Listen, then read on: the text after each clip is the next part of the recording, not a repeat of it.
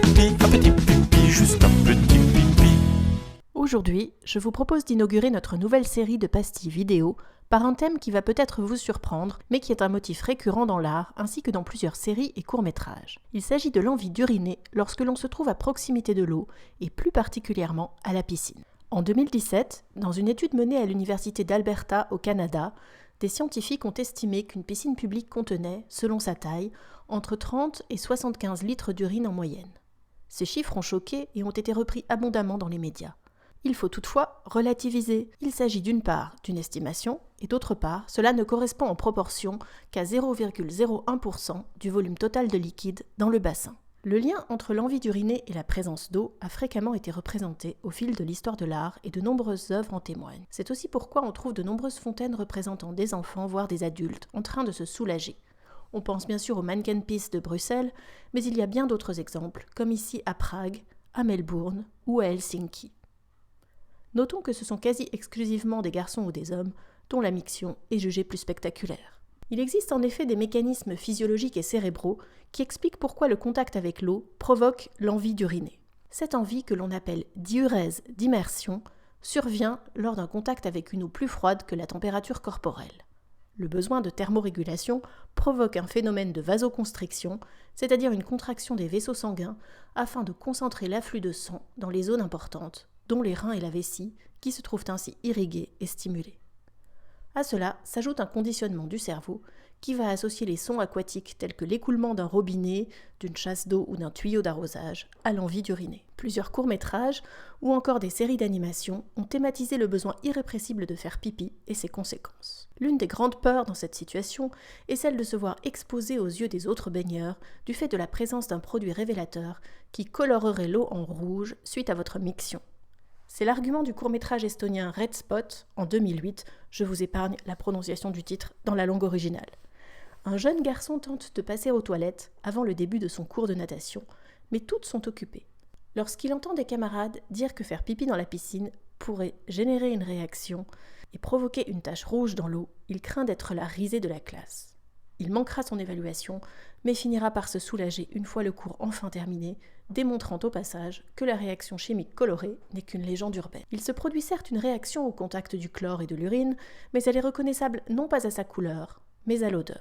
La très grande réactivité chimique du chlore fait qu'il se combine à des molécules organiques pour former des chloramines. Il peut s'agir de l'urine, mais aussi de la salive, de restes de maquillage ou de peau morte. D'où l'intérêt de bien se doucher pour les éliminer avant d'aller piquer une tête.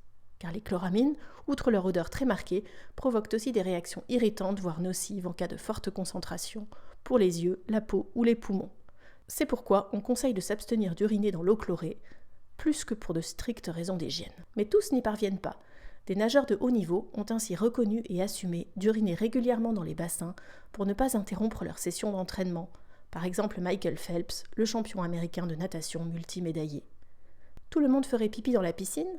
C'est en tout cas ce que pense Homer Simpson.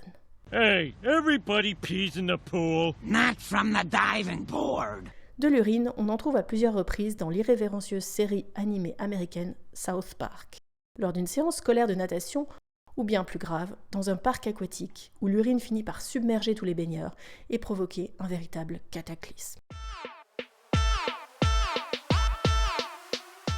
Dans une autre série d'animation pour adultes, Cyanide and Happiness, l'un des convives d'une pool party cherche en vain des toilettes, mais son hôte lui indique qu'il n'a qu'à se retenir.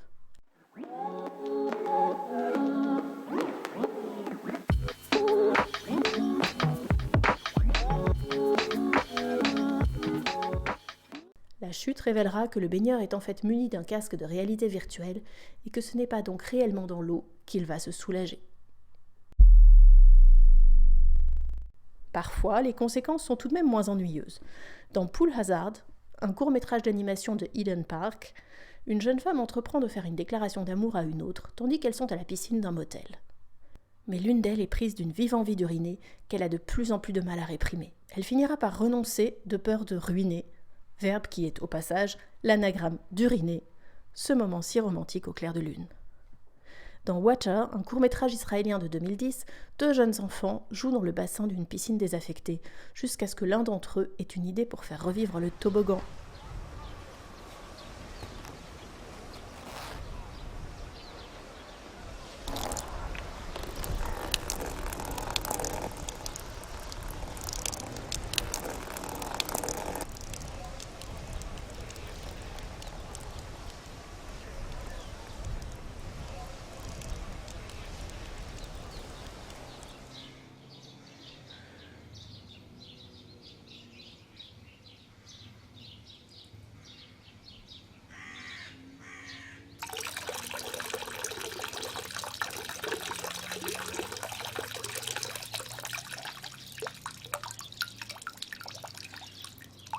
signalons une autre miction volontaire dans le court-métrage portugais O Inferno de Carlos Conceição. Un jeune homme employé pour entretenir la piscine d'une belle maison bourgeoise s'y soulage, moins par nécessité que par esprit de revanche et d'opposition à la richesse de son employeur.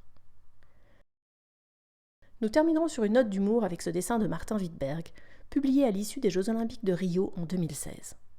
Ce dessin fait allusion au soupçon de dopage envers le nageur chinois Sun Yang que le français Camille Lacour avait accusé de, je cite, « pisser violet ». Le dessin renvoie à un incident au sujet de la couleur de la piscine utilisée pour les compétitions de plongeon et de natation synchronisée, qui s'était brusquement colorée en vert en raison d'une prolifération d'algues due à la chaleur, ainsi qu'à une pénurie de produits chimiques pour le traitement de l'eau. Le nageur chinois clame son innocence face à la couleur peu engageante du bassin, car du violet n'aurait pas pu donner du vert. Sur ce, il est temps pour moi de vous quitter. Je vous donne rendez-vous prochainement pour une nouvelle pastille de chlore, et d'ici là, n'hésitez pas à découvrir les autres vidéos, ainsi que mon site de recherche aquaculte.hypothèse.org. À bientôt!